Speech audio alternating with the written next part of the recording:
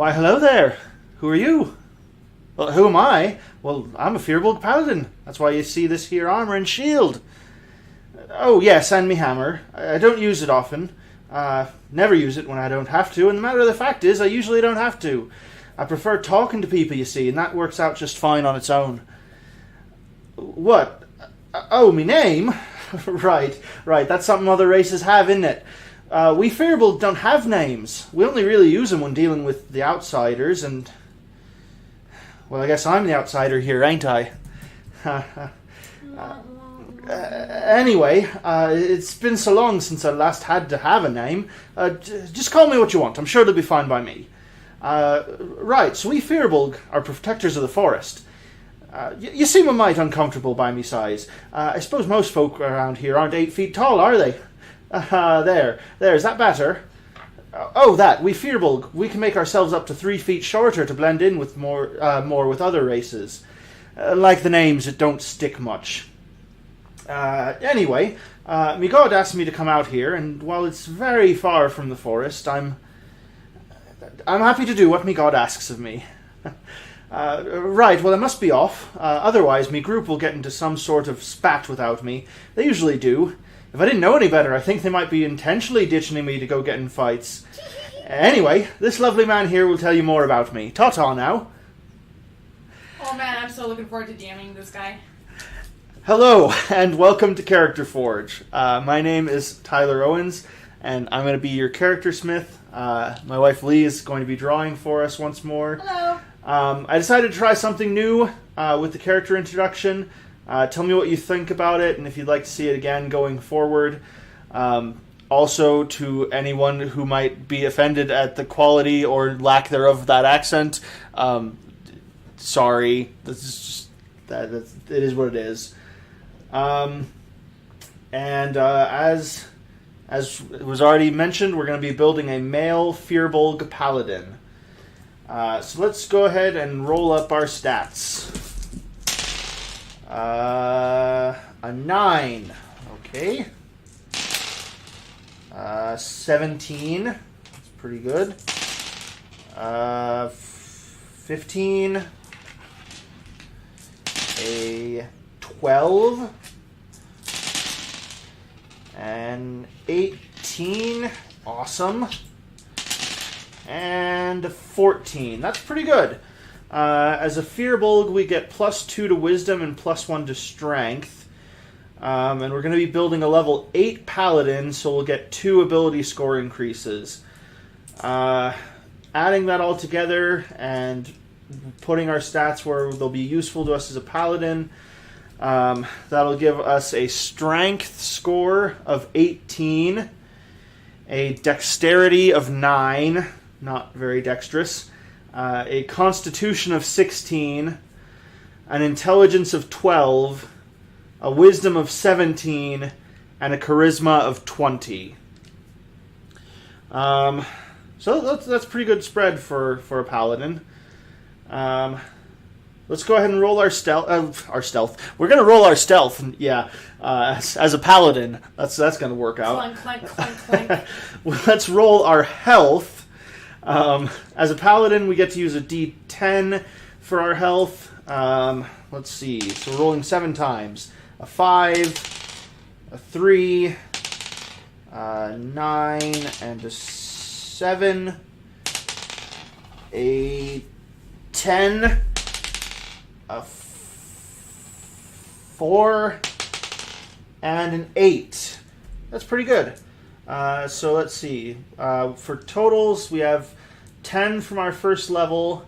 That was a total of 46 that we just rolled. And 24 from our Constitution modifier. That gives us a total of 80 hit points. Not bad for a level 8 character. Alright, so let's just dive right into our first level stuff. So as a Firbolg, we get Firbolg Magic, which allows us to use our Wisdom modifier to cast a few spells. We can cast Detect Magic, and we can cast Disguise Self. And both of these we can do once per short or long rest. And when we use this version of Disguise Self, we can appear to be up to 3 feet shorter than we are, because in Firbolg, our average height 7 to 8 feet tall. So even if you're disguising yourself, you're gonna still stick out being that tall. So it's nice to have the ability to make yourself shorter to blend into crowds. We also get the Hidden Step ability. This allows us to turn invisible once per short or long rest, for 1 round or until we've done something to break the invisibility. And this is fun. We can communicate with animals and plants. Animals and plants can understand our words, and we get advantage on any charisma checks to influence them. This does not allow us to understand them. We would still need something like Speak with Animal or something to be able to do that. But they can understand us, and we have advantage on charisma checks to influence them. Then as far as languages, we get Elvish, Common, and Giant for being a Firbolg. That makes sense. You're pretty huge. Yeah. Okay, let's see.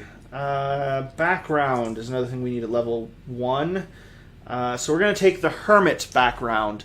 In case you don't know, Firbolgs are these, they're kind of like if you took trolls but made them fuzzy and nice. Asterisk. Asterisk. They can still wreck your crap, man. Yeah.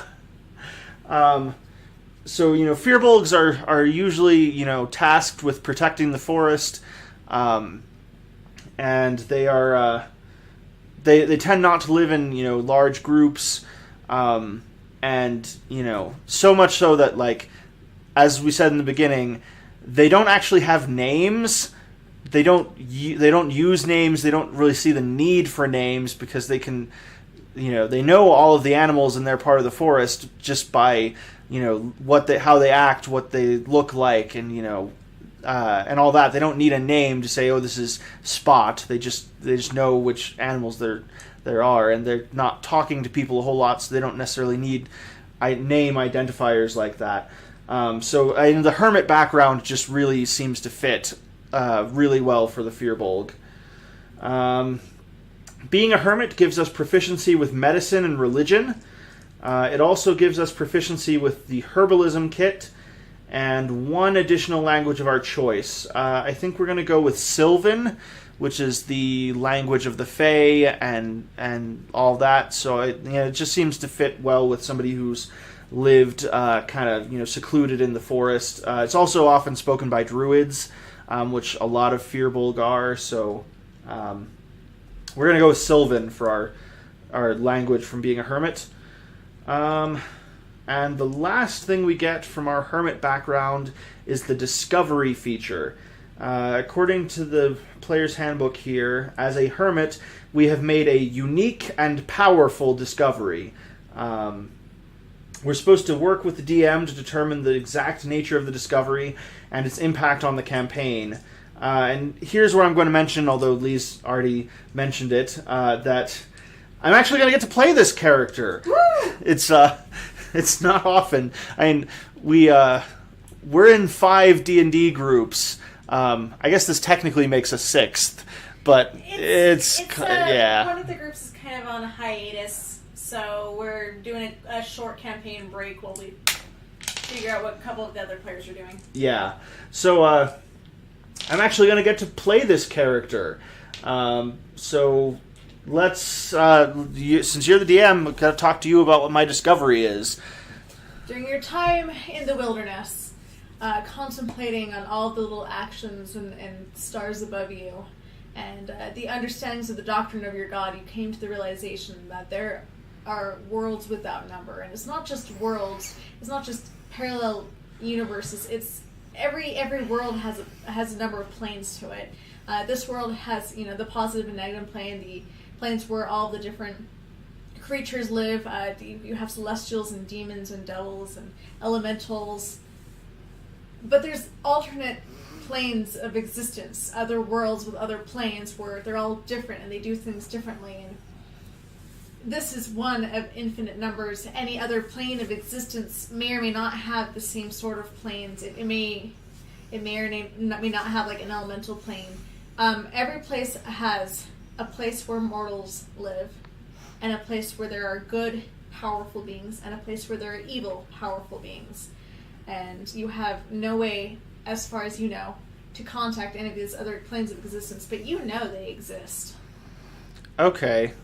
So, without using this language, he understands that he's in a D&D setting. No, he understands that he is in a homebrew D&D setting, where beyond all the planes of existence that normally exist in D&D, there's also other out-of-genre existences. Okay. So there could be, say, maybe a modern world with a heaven and a hell, and that's it. And they have technology. As a non-specific example, that definitely will not come up in the campaign. Well, okay then. So that'll be a fun little bit of knowledge for my Firbolg to have. All right. That is all of the first level stuff before we get into Paladin, so let's move right along to our Paladin levels. As a first level Paladin, we get proficiency with all armor and shields, all simple and martial weapons. We get wisdom and charisma saving throws, and we get to choose 2 proficiencies out of athletics, insight, intimidation, medicine, persuasion, and religion. So since I'm kind of building this guy to be more, talking influenced, we'll take persuasion. And you know what, let's go with intimidation. He's a big guy, and he's also usually very cheerful, which means when he's not very cheerful, it's freaking terrifying. So, yeah, we're gonna go with persuasion and intimidation. We get 2 abilities at level 1. The first is Divine Sense. We can use this to sense celestials, fiends, and undead within 60 feet of us, as well as any place or object within that same range which has been consecrated or desecrated by the Hallow spell. We can use this feature a number of times equal to 1 plus our charisma modifier per long rest, which means we get to do it 6 times per day, essentially.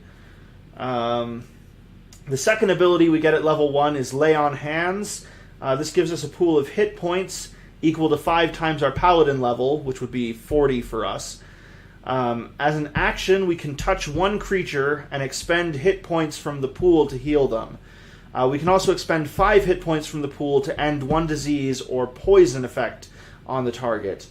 And we can do this, we can expend any number of points that we want for any combination of healing and disease or poison ending in one turn, as just long as we remember that we only have 40 total points for the long rest. Is it for the short or long rest? Yeah, I'm pretty sure it's short. Yeah. Lay on Hands does, however, have no effect on constructs or undead, which does make me wonder. I mean, I guess it must work on Warforged because, and they are kind of constructs, but they're like biological constructs. I think they do DM's call. Yeah, probably. Because I mean, yes, they're biological constructs, but like in a big way, they're like golems with souls, you know. Yeah, I mean, they do have organic parts to them, so, but, yeah. Anyway, second level. We're on second level, we get to choose a fighting style. I think we're going to choose Protection, which allows us to use our reaction to impose disadvantage on an attack roll against a creature within 5 feet of us, as long as we are wielding a shield, which we are, so that's great. And let's see. Also at second level, we get spellcasting. So paladins are like rangers in their spellcasting. It's kind of like paladins are to clerics what rangers are to druids. Paladins don't learn spells as fast as a cleric does. And paladins also don't get cantrips, which spellcaster class without cantrips just hurts my soul. But so second level Rangers don't get cantrips either. Yeah, Rangers don't get it. It really is. Paladins are to clerics what Rangers are to druids. They started picking up magic, got bored, and decided to do sword fighting again, or maybe archery. Yeah. So second level paladins start getting their spells. Paladins are also like clerics in that they have access to the entire spell list. But they choose spells to prepare each day. We get to choose a number of spells equal to our charisma modifier plus half of our paladin level each day. This means we prepare 9 spells. Our spell save DC is 16, and our spell attack modifier is plus 8.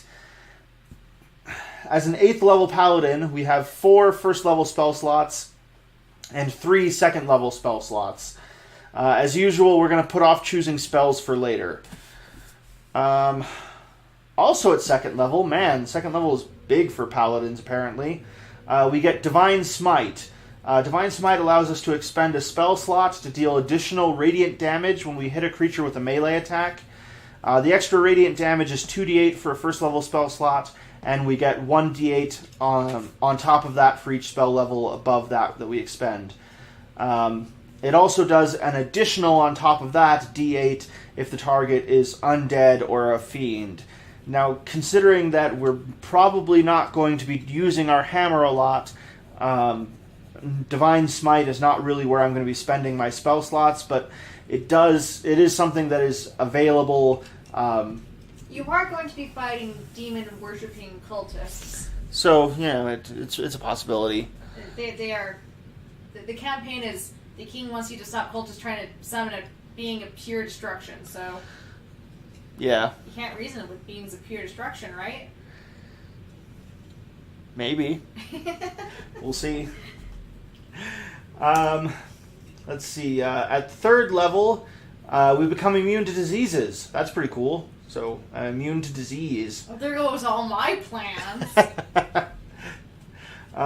Let's see. At third level, we also gain access to the Channel Divinity feature, and we have our Sacred Oath, which is our subclass options for Paladins. We can use Channel Divinity once between each short or long rest, and our options for what to do with that Channel Divinity are outlined in our Sacred Oath.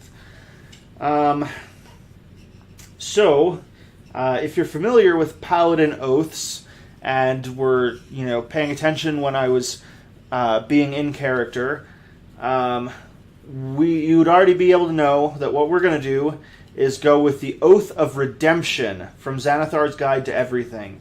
This oath is more focused on peace and diplomacy than on solving everything by hitting it until it stops moving. Our Firbolg Paladin is basically going to be the exact opposite of the Paladin that's featured at the beginning of the Paladin section in the player's handbook, who's this, half-orc that's just raging as they're fighting things. That's kind of the opposite of what we're going for here. Hey, Tyler, what kind of armor do you have? I have a +1 full plate armor. Right. I gave you full plate. Yep. Yeah, okay. You don't wear gauntlets. Nobody knows why. I do. I don't want to draw them. Okay. I could just not have gauntlets on for the picture. Nope, you just don't wear gauntlets. Okay, I guess I'll figure out how that happens.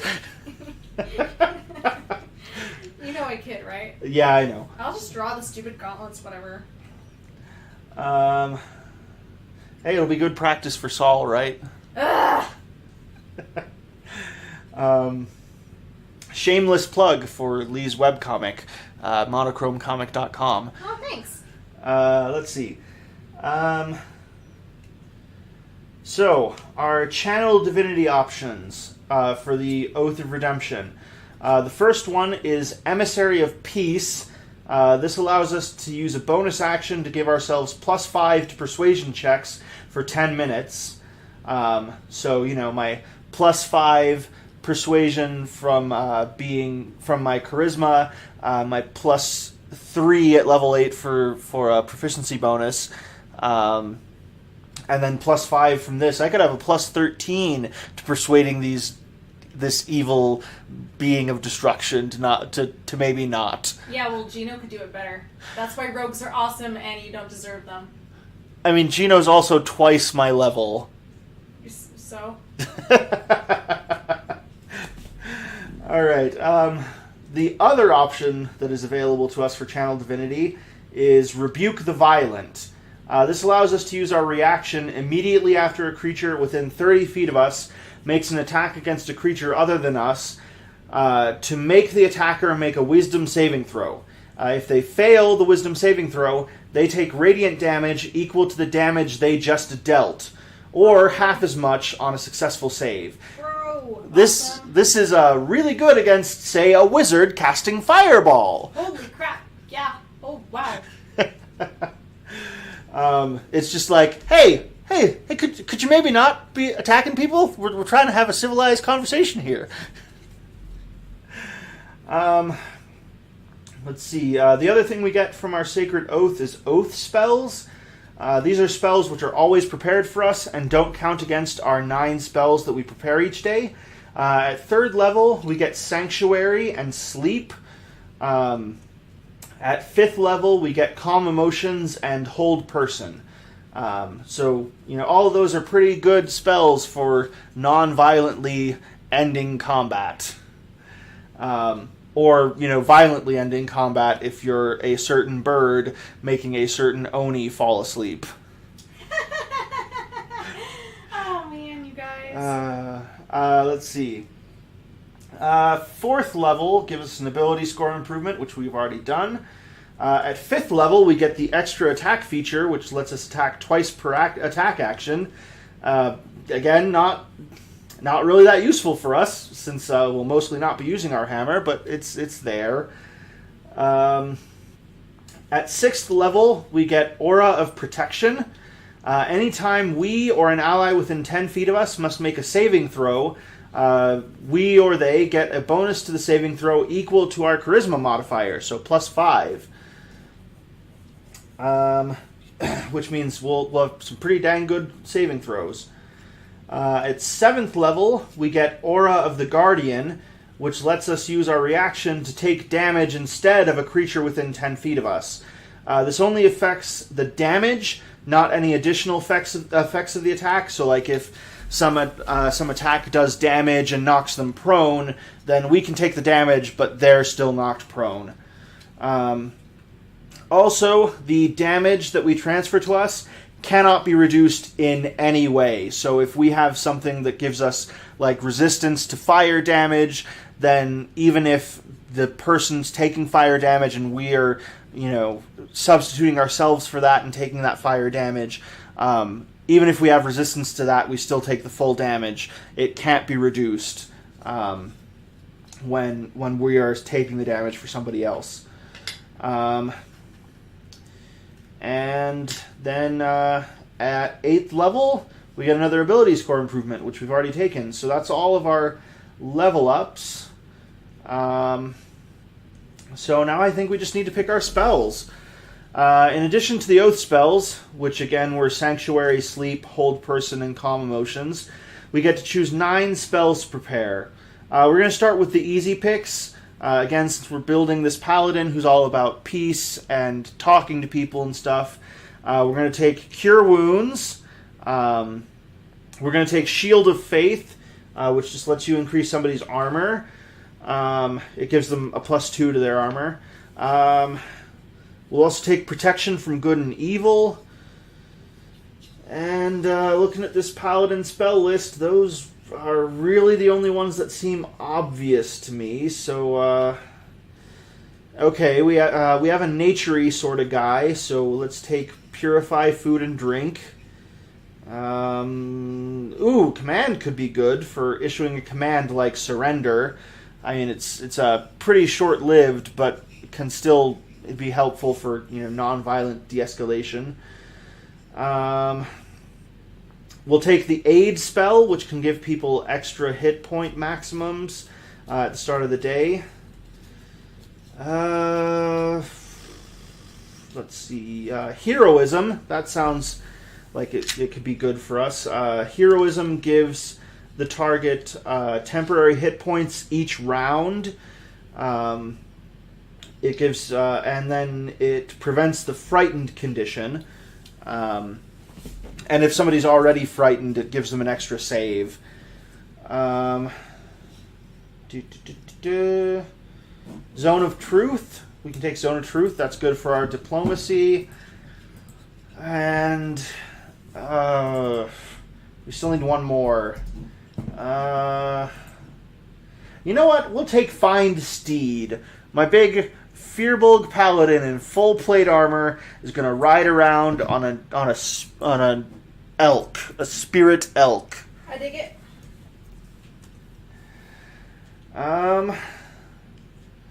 Yeah, and with that, we're done building our nameless Firbolg paladin. I am so excited to actually get to play this one. And I'm really excited to see how he interacts with all the rest of the party, who are probably very decidedly not as pacifist as he is. And we'll have some fun there. Thanks to Lee, as always, for drawing for us. If you like her art, you can follow her on Instagram at ReadTheWordsmith, or you can check out her webcomic again, monochromecomic.com. There'll be links in the description. If you like this episode, don't forget to like and subscribe and tell your friends about us. And join us next week when we talk about a turtle who's walking on sunshine. And until then, keep those forges lit.